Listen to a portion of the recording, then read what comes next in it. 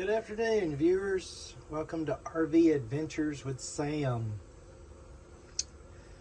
We're going to try to do an underside video today of the 2024 Verona 40 LRV. It's a Verona LE. We're starting by looking at the back side of the Allison transmission there. And again, this is going to be tough. I'm in my driveway. I have a tiny little video light, so I'm going to do the best I can and not make you sick, but we are going to have to spin around a couple of times and you may see my feet in the video. Again, I'm just going to try to give you an overview of what the underside of one of these coaches looks like. That's the passenger side fuel tank.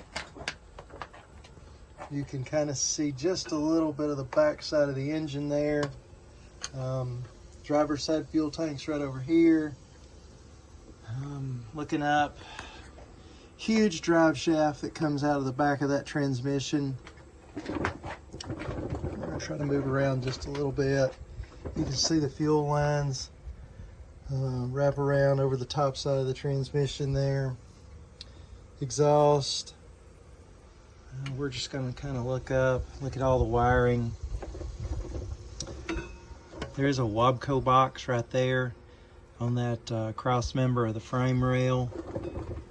Looking back, you can see a lot of wiring, air lines, a lot of big cabling right here that goes into the battery box. The battery box is right there.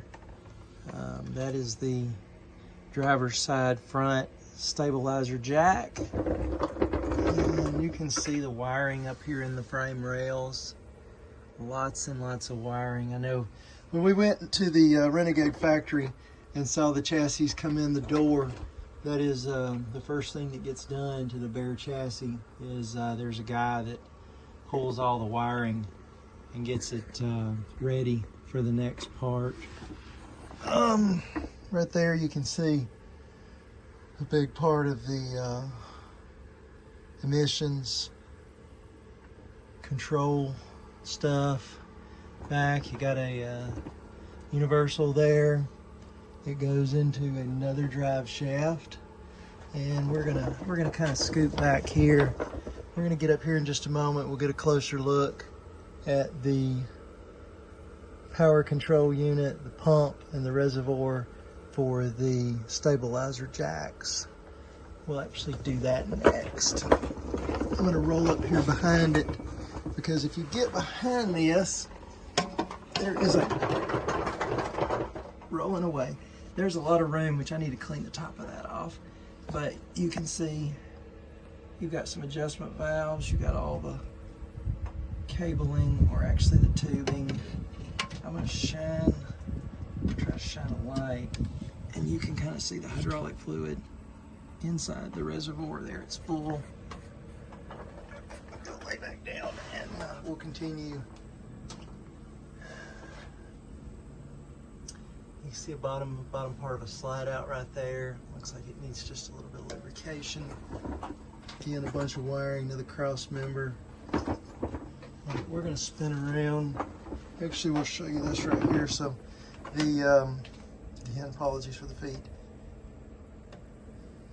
Exhaust comes down underneath the drive shaft. Right there is the exhaust for the Aquahot 450D. It is probably the lowest thing on this coach. Let's turn around and look towards the back. Yes, I would say that it's about the lowest thing. You got your air reservoirs right there inside the frame rail, just before the rear axle.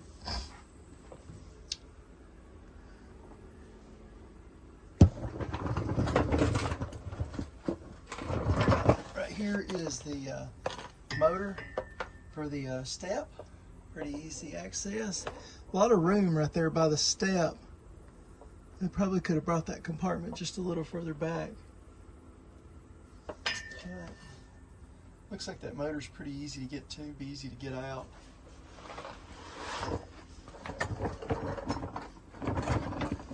And back here is another cross member, and a bunch of wiring, air connections for the brakes.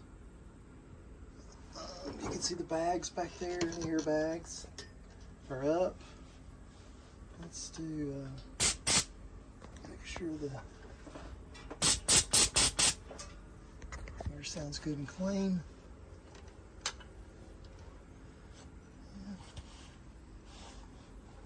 Rear end.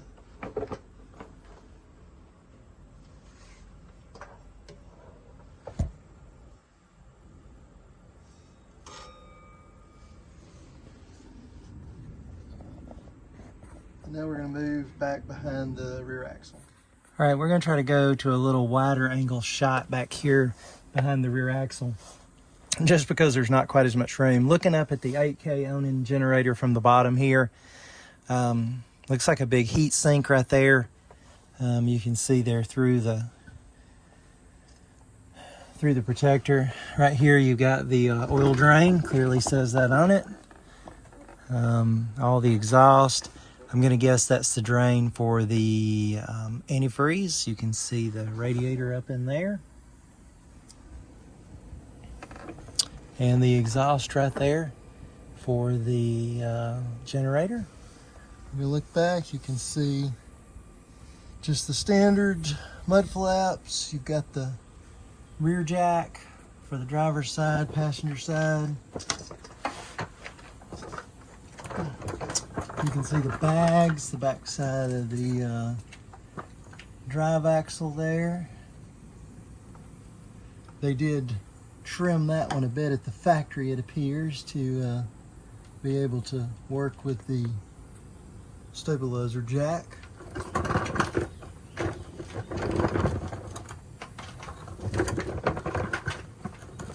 It is not easy to move on a creeper. And then looking back, that's the full width mud flap. That's the big nice Renegade mud flap. It comes on the Verona LE. And I'm about to run over my wire for my light, but we're going to try to give you a look up here without it being too glaring of the wiring on the back side. You can see the hitch where it is attached to the frame, and there is a bunch of wiring up there. Appears to be a Phillips box. I don't know if that has something to do with the camera system, but that's it. You can see the fiberglass back cap there. I hope you enjoyed it. If there's something particular that you would like to kind of see underneath a 40 LRB Verona LE, I will do my best to try to get back up here and find it for you. But thanks for watching. We'll see you next time.